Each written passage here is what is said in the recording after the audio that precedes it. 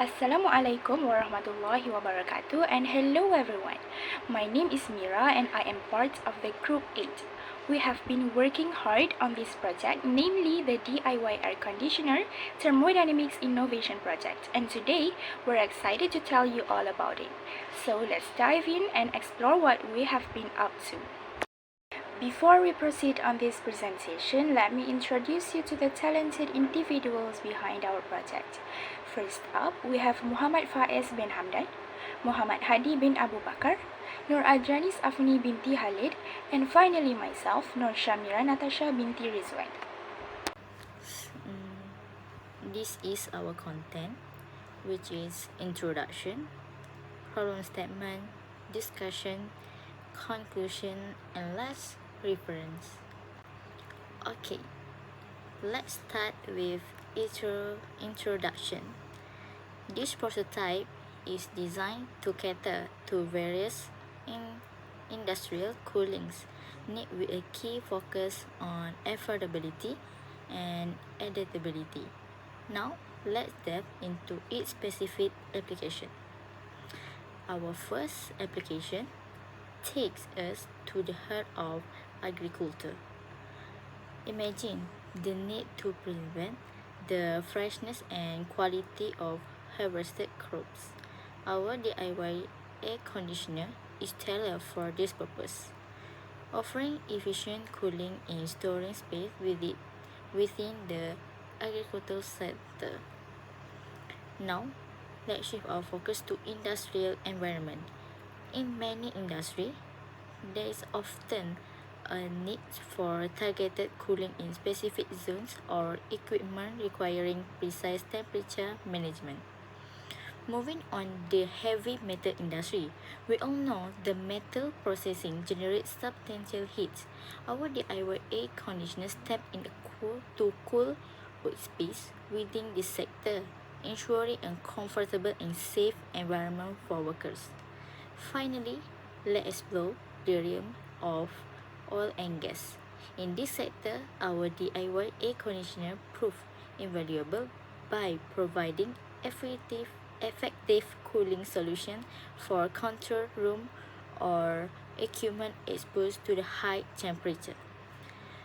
In summary, our DIY air conditioner prototype is not just a cooling solution, it's a versatile tool designed to meet the unique demands of diverse industries. Okay, let's proceed the thermodynamic principle guiding our DIY air conditioner. We have based our design on some key law and parameter. Firstly, the first law ensures that energy is conserved during the cooling process. It's like a dance of heat transfer, where we move warmth for the air to our cooling medium. Next, the second law takes the lead. It directs the natural flow of processes, emphasizing the transfer of heat energy from hotter to cooler medium.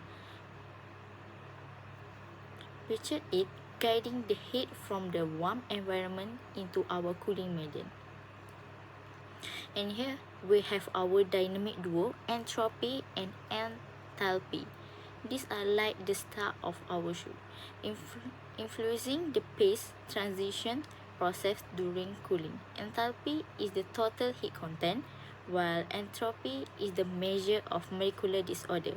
They work together in our DIY air conditioner to create the refreshing coolness.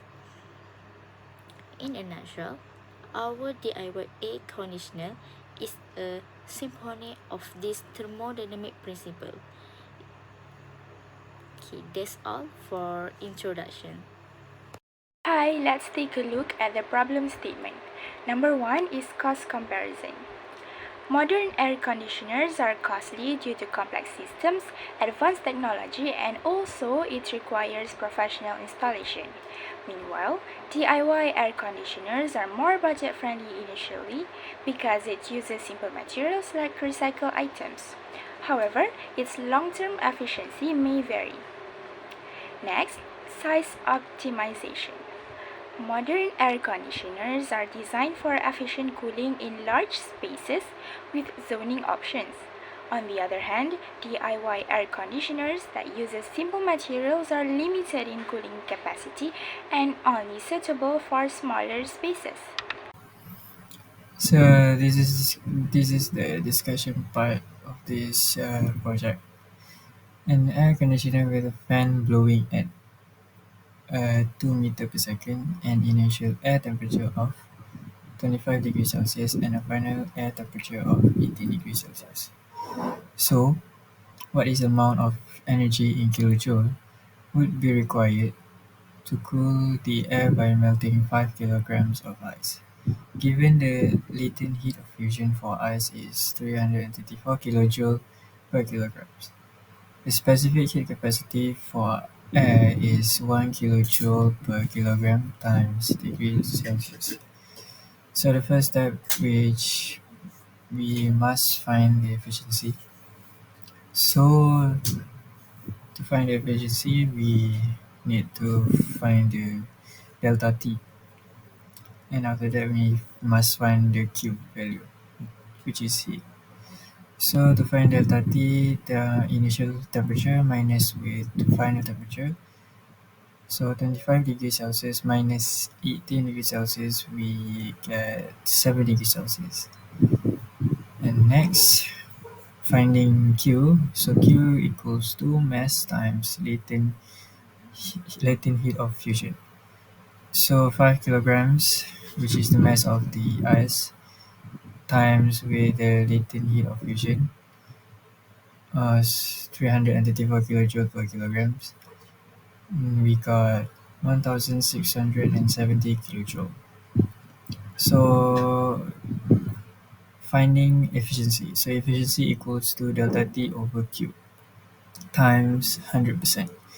So 7 degrees Celsius over 1670 kilojoule times 100%. So the efficiency value is 0.41%. So next, we assume that the airflow rate equals to fan speed times room area. So the enthalpy change. So delta H equals to mass times specific heat capacity of air and times with delta T. So delta H we get 35 kilojoule. And the last step is to find the entropy change. So entropy change is delta S that equals to delta H over T. So so delta H is 35 kilojoule and T is 25 degrees Celsius plus 273 Kelvin. So the final answer is 0.117 kilojoule per Kelvin. The DIY air conditioner has an efficiency around 0.419%, indicating a limited utilizing of energy for cooling by melting ice. The enthalpy change of 35 kilojoule shows the amount of heat absorbed during the cooling process. The entropy change, which can be defined as a measure of randomness or chaos within a system, approximately 0.117 kilojoule per Kelvin, indicates an increase in disorder within the system. Okay, in closing, our DIY air conditioner project seamlessly integrate fundamental thermodynamic principle, including first law of thermodynamic, second law of thermodynamic, entropy, and enthalpy, as we explore each application across diverse sectors: agriculture, industry, oil and gas, and heavy metal. Our focus remains on accessibility, energy efficiency, and sustainability.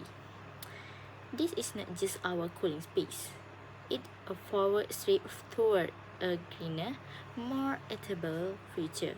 Today, together, let's embrace the power of technology and thermodynamic for a more sustainable tomorrow.